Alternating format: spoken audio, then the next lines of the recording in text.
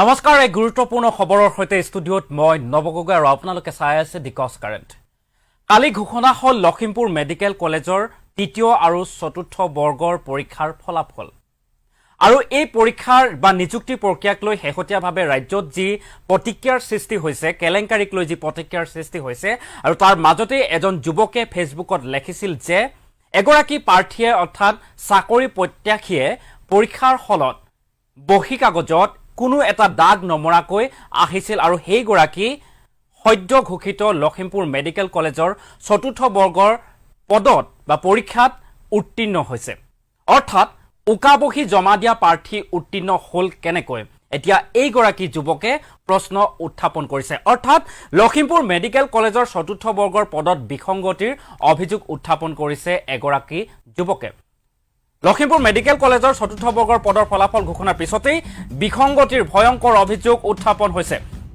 জনাইছো এই মুহূৰ্তৰ এটা ব্ৰেকিং নিউজ যে নিযুক্তি প্ৰক্ৰিয়াক লৈ যি সময়ত প্ৰতিক্ৰিয়া চলি আছে অৰ্থাৎ ফলাফলৰ পিছতেই বিসংগতিৰ অভিযোগ পৰীক্ষাৰ্থীৰ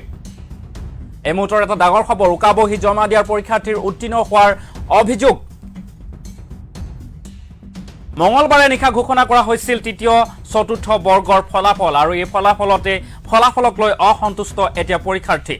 লখিমপুৰ মেডিকেল কলেজৰ চতুৰ্থ বৰ্গৰ পদত বিসংগতিৰ অভিযোগ উত্থাপন কৰিছে এজন যুৱকে ফলাফলৰ পাছতে বিসংগতিৰ অভিযোগ পৰীক্ষাৰ্থীৰ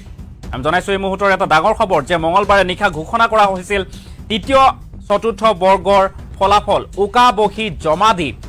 পৰীক্ষাৰ্থী উত্তীৰ্ণ হোৱাৰ অভিযোগ উত্থাপন কৰিছে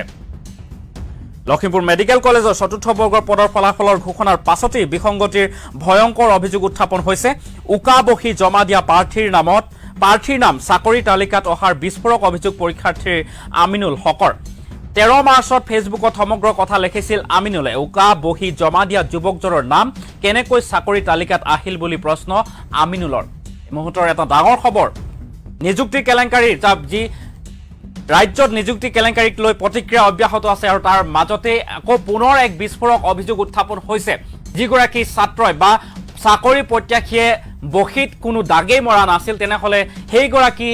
চাকৰি পৰীক্ষাৰ্থী বা প্ৰাৰ্থী কেনেদৰে উত্তীৰ্ণ হ'বলৈ পালে এই গুৰুতৰ অভিযোগ উত্থাপন কৰিছে আমিনুল হকে আৰু 13 মাৰ্চত ফেচবুকত সমগ্ৰ কথা বিৱৰি লিখিছিল আমিনুল হকে আৰু তাৰ পিছতেই ঘোষণা হোৱা অৰ্থাৎ LMCHৰ দ্বিতীয় আৰু চতুৰ্থ বৰ্গৰ পৰীক্ষাৰ ফলাফল ঘোষণা হোৱাৰ পিছতেই এই গুৰুতৰ অভিযোগ উত্থাপন কৰিছে আমিনুল হকে যে উকাবহি জমা দিয়া যুৱকজন কেনেকৈ চাকৰি তালিকাত নাম আহিল বুলি প্ৰশ্ন উত্থাপন কৰিছে আমিনুল হকে এই মুহূৰ্তত আমিনুলৰ সেই বিস্ফোৰক অভিযোগৰ মন্তব্য আছে আমি শুনাবলৈ চেষ্টা কৰিছো এই মুহূৰ্তত দুখীয়া মানুহ লগতে বিকলাংগ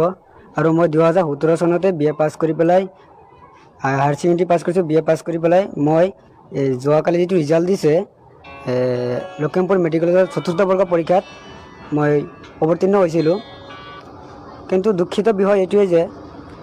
যিদিনাখন পৰীক্ষা হৈছিলে সেইদিনাখন আমাৰ যিটো চেণ্টাৰ পৰীক্ষা ধেমাজি পাব্লিক স্কুল তাতে এটা ঘটনা হৈছিলে ঘটনাটো হ'ল মোৰ আগৰ বেঞ্চত এজন ল'ৰা বহিছিলে অলপ শিক্ষিত ল'ৰা হ'ব যে বহিছিলে সি পৰীক্ষাত উকাবহি জমা দিব বিচাৰিছিলে মই পিছত বহি আছিলোঁ যেতিয়া পৰীক্ষকজনে ক'লে যে আমি উকাবহি নলওঁ তেতিয়া মই পিছফালৰ পৰা থিয় হৈ গ'লোঁ থিয় হৈ পেলাই প্ৰতিবাদ কৰিলোঁ যে উকাবহি জমা দিব নোৱাৰিব তাৰপিছত মোৰ কথা শুনি পেলাই লগৰ যিবিলাক পৰীক্ষাৰ্থী আছিলে সিহঁতো থিয় হৈ গ'ল তাৰপিছত যিবিলাক পৰীক্ষাৰ্থী আছিলে সিহঁতে আৰু পৰীক্ষকবিলাকক মাতি আনিলোঁ মাতি আনি পেলাই হুলস্থুলীয়া পৰিৱেশ সৃষ্টি হৈছিলে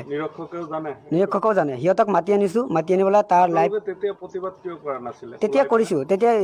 ভিতৰত কৰিব লাগে যিখিনি কৰিব লাগে সেইখিনি কৰিছোঁ তাৰপিছত বাধ্য হৈ পেলাই তাক 5টামান ৱমেণ্টছত হেৰি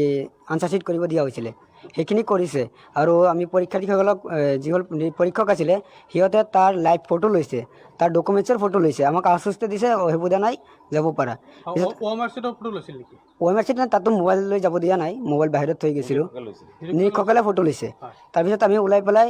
তাৰ ৰোল নম্বৰটো